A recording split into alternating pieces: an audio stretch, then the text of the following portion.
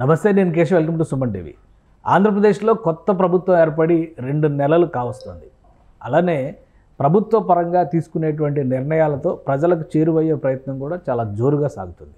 ఈ నేపథ్యంలో ఒక ఆసక్తికరమైనటువంటి చర్చ జరుగుతుంది. ముఖ్యమంత్రిగా చంద్రబాబు నాయుడు తిరుగులేని నిర్ణయాలు తీసుకుంటున్నారంటూ ఆయనకి బలమైనటువంటి మద్దతుదారులుగా ఒకవైపు డిప్యూటీ సీఎం పవన్ కళ్యాణ్, మరోవైపు నారా లోకేష్, ఇప్పుడు ఉన్నటువంటి విద్యాశాఖ మంత్రి. వీళ్ళిద్దరి మధ్య ఉన్నటువంటి సమన్వయం, అండర్స్టాండింగ్ పార్టీని, అలానే కూటమిని, ఇటువైపు చూస్తే ప్రభుత్వాన్ని మరింతగా స్థిరంగా ముందుకు సాగేలాగా, దృఢమైన నిర్ణయాలు తీసుకునేలాగా చేస్తోంది అనేటువంటి అభిమానాన్ని కార్యకర్తలే చెబుతున్నటువంటి పరిస్థితి. నిజంగా వీళ్ళ మధ్య అంతటి సమన్వయం ఎలా ఏర్పడింది? ముగ్గురి అభిప్రాయాలు ఒకేలా ఉన్నట్టుగా ప్రజలకి కనబడే విధంగా కూడా జాగ్రత్తలు తీసుకోవడం వెనుక కారణం ఏంటి? ఈ అంశాన్ని విశ్లేషించేటువంటి ప్రయత్నం చేద్దాం. మనతో పాటు చందు శ్రీనివాస్ గారు, పొలిటికల్ అనలిస్ట్ ఉన్నారు. చందు శ్రీనివాస్ గారు నమస్కారం. నమస్కారం అండి. ప్రభుత్వం ఏర్పడింది, ఎవరు సీఎం, ఎవరు డిప్యూటీ సీఎం, ఈ చర్చలన్నీ కూడా పూర్తి అయిపోయినాయి. ఒకరేమో చాలా కీలకమైనటువంటి శాఖలు తీసుకుని డిప్యూటీ సీఎం హోదాలో ఉన్నారు. ముఖ్యమంత్రిగా చంద్రబాబు నాయుడు తన పాత్ర పోషిస్తున్నారు. లోకేష్ గారు ఏం చేస్తారనేటువంటి చర్చకి ఒక ఫుల్ స్టాప్ పెట్టే విధంగా విద్యాశాఖని, యువతరంతో కనెక్ట్ అయ్యేటువంటి శాఖ అది, విద్యాశాఖను తీసుకున్నారు. ఆయనకి ఇష్టమైనటువంటి ఐటీ కూడా ఆయన కంట్రోల్లోనే ఉంది. సో వీళ్ళ ముగ్గురు మధ్య, ముఖ్యంగా పవన్ కళ్యాణ్, లోకేష్, వీళ్ళిద్దరి మధ్య ఉన్నటువంటి సమన్వయం, వీళ్ళిద్దరిని సమన్వయం చేసుకుంటూ చంద్రబాబు నాయుడు గారు ముందుకెళ్తున్నటువంటి విధానం, దీనిపైన కార్యకర్తల్లో చర్చ నడుస్తుంది. అలానే రకరకాల ప్లాట్ఫామ్స్లో వీళ్ళు మాట్లాడుతున్నటువంటి మాటలు, కనిపిస్తున్నటువంటి విధానం పైన సామాన్య ప్రజల్లో కూడా చర్చ నడుస్తుంది. ఏ విధంగా చూడాలి దీన్ని? డెఫినెట్గా అండి, పవన్ లాగా ఒకరికొకరిలాగా ఉంది, అన్నదమ్ముల అనుబంధంలాగా ఉంది, చూడముచ్చటగా ఉంది. మనం ఈ 2 నెలల పరిపాలన చూస్తే దానికి ముందు ఒక అన్నగా ఒక ఆపన్నహస్తం అందించాడు. తండ్రి జైల్లో ఉన్నప్పుడు ఏం చేయాలో పాలుపోని పరిస్థితిలో ఒకవైపు ఆయన యువ గలం ద్వారా ప్రజల్లోకి వెళ్ళేది సడన్గా ఆపేశాడు. ఆయన తిరగని ప్లేస్ లేదు, ఢిల్లీ వెళ్ళాడు, పెద్దలను కలిశాడు. తండ్రిని ఎట్లయినా బయటికి తీసుకురావాలని ఆ సమయంలో మొక్కవని ధైర్యంతో అన్కండిషనల్గా ఆ రోజు పవన్ కళ్యాణ్ గారు సపోర్ట్ చేసిన తీరు మనం రాజమండ్రి సెంట్రల్ జైల్లో చూసాం. ఎందుకంటే రాజకీయాలు అంటే ఎట్లా ఉంటాయి అంటే, ఒక పార్టీ అధినేతగా అవతల పార్టీ కష్టాలు ఉన్నప్పుడు ఆ అవకాశాన్ని మనం ఎందుకు అందిపుచ్చుకోకూడదని అనుకుంటారు.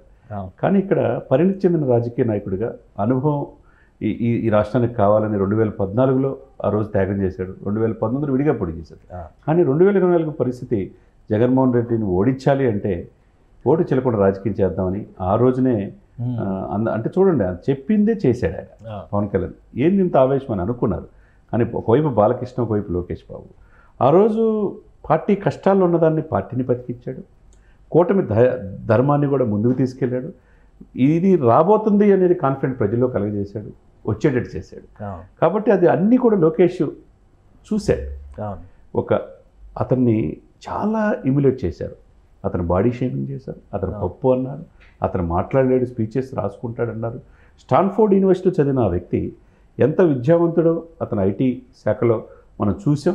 తన తండ్రికి చెదోడు వాదోడుగా ఉంటా ఈరోజు అన్ని యూనివర్సిటీలను ప్రక్షాళన చేస్తారు. 16 యూనివర్సిటీలు మొత్తం కంప్లీట్ మార్చేశారు. మార్చేయడంతో పాటు పథకాల పేర్లు మార్చడం. పథకాల పేర్లు ఎప్పుడైతే ఆయన జగనన్న పథకాల నుంచి తీసేసి అబ్దుల్ కలాం పేరు పెట్టారో, తర్వాత సర్వేపల్లి రాధాకృష్ణ పేరు పెట్టారు, అప్పుడే డొక్కా సీతమ్మది కూడా మధ్యాహ్న భోజన పథకం. ఇవన్నీ కూడా పవన్ కళ్యాణ్ కూడా చెప్పింది చేసినట్టు చేసేదానికి స్వయంగా చంద్రబాబు నాయుడు గారిని, ఒకవైపు లోకేష్ని అప్రిషియేట్ చేస్తా ఉప ముఖ్యమంత్రిగా ఆయన లెటర్ రాశారు. అదే సమయంలో పవన్ కళ్యాణ్ పాలన మీరు అన్నట్టు కీలకమైన శాఖలు ఆయన ఇచ్చే ప్రయారిటీ. ప్రతి శాఖల, ప్రభుత్వ శాఖల కార్యాలయాల్లో చంద్రబాబు నాయుడు గారి ఫోటో పక్కన పవన్ కళ్యాణ్ గారి ఫోటో ఉంటుంది. మనం చూసాం, మోడీ గారు వచ్చినప్పుడు, ప్రమాణ స్వీకారం వచ్చినప్పుడు అంతమంది లక్షలాది మంది ప్రజల సమక్షంలో ఆయన కళకు నమస్కారం పెట్టి ఒక సోదరభావం వాళ్ళిద్దరి మధ్య కలిగింది. అదేవిధంగా తండ్రి కొడుకుల అనుబంధంలాగా పవన్ కళ్యాణ్, చంద్రబాబు నాయుడు మనం చూస్తున్నాం. అది ఎవరు అంటే సహజత్వానికి భిన్నంగా, అంటే చంద్రబాబు నాయుడు గారు 4 దశాబ్దాల అనుభవంలో ఎంతోమందిని ఉపయోగించుకున్నారు, వదిలేశారనే అపప్రద నుంచి, మొట్టమొదటి ఆ చైర్ మార్చిన కాడి నుంచి, సో ఆ ప్లానింగ్ అనేది చాలా పకడ్బందీగా చంద్రబాబు నాయుడు గారు కూడా ముందుకు తీసుకెళ్తారు. అవతల వాళ్ళకి అవకాశం ఇవ్వకుండా ప్రతిదీ పర్ఫెక్ట్గా ఒక ట్రాన్స్పరెన్సీగా వెళ్ళటం అనేది ప్రతి మీటింగ్లోనూ అసెంబ్లీలో సాక్షిగా చెప్పాడు. పవన్ కళ్యాణ్ గారు ఎంత ఇబ్బంది పడి ఈ రాజకీయాల్లోకి వచ్చాడు, ఈ కూటమి కట్టడంలో ఎంత కీలకమైన పాత్ర పోషించాడు అనేది చెప్తా ఉన్నాడు. అంటే ఎక్కడ కూడా ప్రతి అవకాశం వచ్చినప్పుడల్లా చంద్రబాబు నాయుడు గారిని పవన్ కళ్యాణ్ ఫైట్ చేస్తున్నాడు, పవన్ కళ్యాణ్ గారిని చంద్రబాబు నాయుడు చేస్తున్నాడు. వీళ్ళ పరిపాలన మా లోకేష్ గారు ఒక సమన్వయం అనేది ముగ్గురు మధ్య వెళ్తుంది.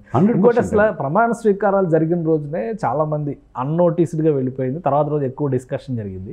ప్రమాణ స్వీకారం చేసిన వెంటనే లోకేష్ గారు వచ్చి పవన్ కళ్యాణ్కి పాదాభివందనం చేయడం. అంటే అప్పటివరకు ఆయన ఉప ముఖ్యమంత్రి అనేటువంటి హోదా అప్పటికి అఫీషియల్గా చెప్పకపోయినా కానీ మంత్రులతో పాటు నెంబర్ 2గా ఆయన ప్రమాణ స్వీకారం చేశారు.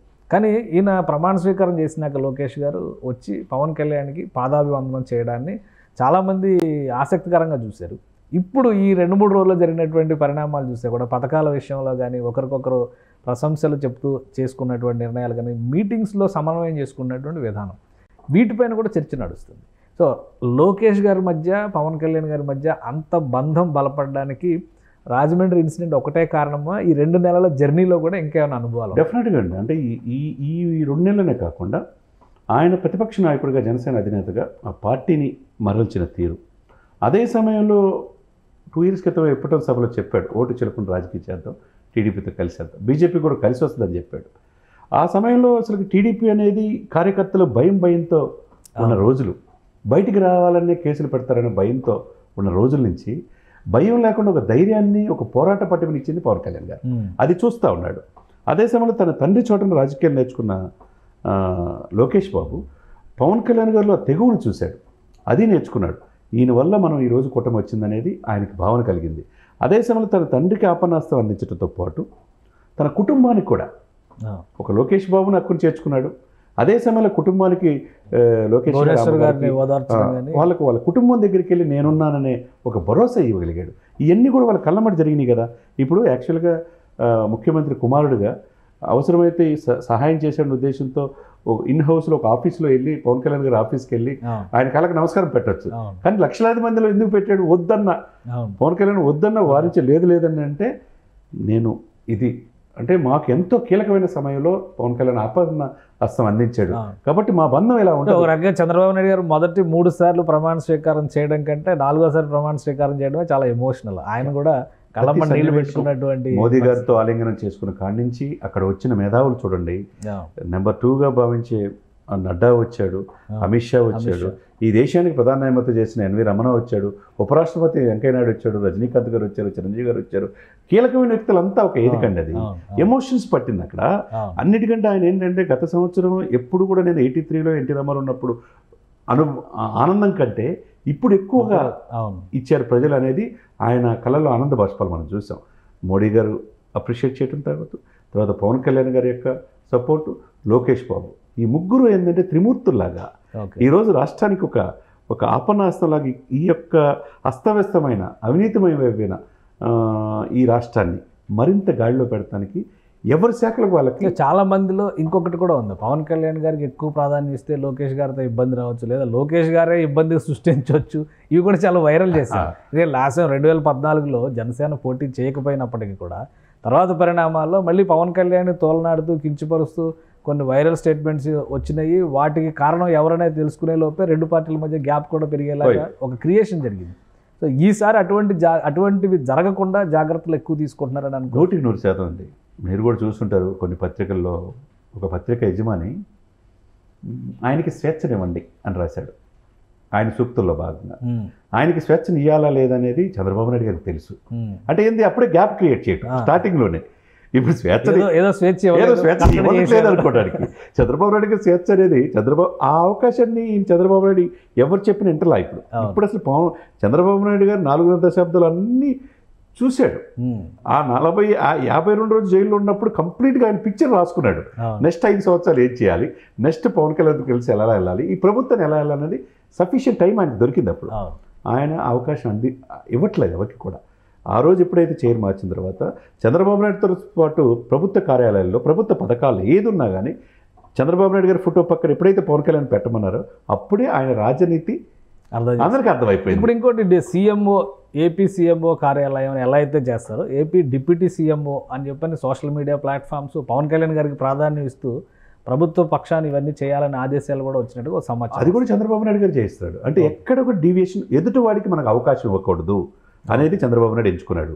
ముఖ్యమంత్రిగా సరి సమానంగా నేనైతే ఏమనుకుంటానండి కేశవ్ గారు, ఆయన ఉప ముఖ్యమంత్రిగా ఆయన చోట్ల సహ ముఖ్యమంత్రిగా భావిస్తున్నాడు కాబట్టి ఈ రోజున చంద్రబాబు నాయుడు గారికి, లోకేష్ గారికి, ఈ ముగ్గురికి ఎటువంటి తారతమ్యాలు లేవు. ఎవరు ఏం పెట్టాలనుకున్న వాళ్ళు మాడి మసైపోవడం తప్పితే వీళ్ళ ముగ్గురు మధ్య ఎవరైనా చేరారు అనుకోండి వాళ్ళే అయిపోతారు. ఈ బంధం చాలా దృఢమైంది. రాబోయే 10 సంవత్సరాలని చెప్తున్నాడు పవన్ కళ్యాణ్ గారు. చూడండి, ఆలోచించండి, దశాబ్దం పైన ఈ కూటమి ఉంటుంది అన్నాడు. దాన్ని బట్టి మనం అర్థం చేసుకోవచ్చు. రైట్. థ్యాంక్ యూ చంద్ర శ్రీనివాస్ గారు, మీ అభిప్రాయాలు తెలియజేస్తుంది. ఇది ఆంధ్రప్రదేశ్ రాజకీయాల్లో కూటమి రాజకీయంలో ఒక శకం నడుస్తుంది అనుకుంటే అందులో నాయకత్వం విషయంలో కూడా ముగ్గురు మధ్య సమన్వయం, ప్రధానంగా లోకేష్ గారు అలానే పవన్ కళ్యాణ్ గారి మధ్య ఉన్నటువంటి బంధం రాబోయేటువంటి రాజకీయాలకి, భవిష్యత్ రాజకీయాలకి ఆలంబన కాబోతుంది. దాన్ని దృష్టిలో పెట్టుకునే చంద్రబాబు నాయుడు గారు వీళ్ళిద్దరిని సమన్వయం చేసుకుంటూ ప్రతి కార్యకర్తకి అర్థమయ్యేలా వ్యవహరిస్తున్నారని చంద్ర శ్రీనివాస్ గారు విశ్లేషిస్తున్నారు. ఉప ముఖ్యమంత్రిగానే కాకుండా సహ ముఖ్యమంత్రిగా గౌరవం ఇవ్వడాన్ని ప్రతి ఒక్కరూ అర్థం చేసుకుంటున్నారనేది ఆయన విశ్లేషణ. ఇది స్పెషల్ డిస్కషన్. Keep watching.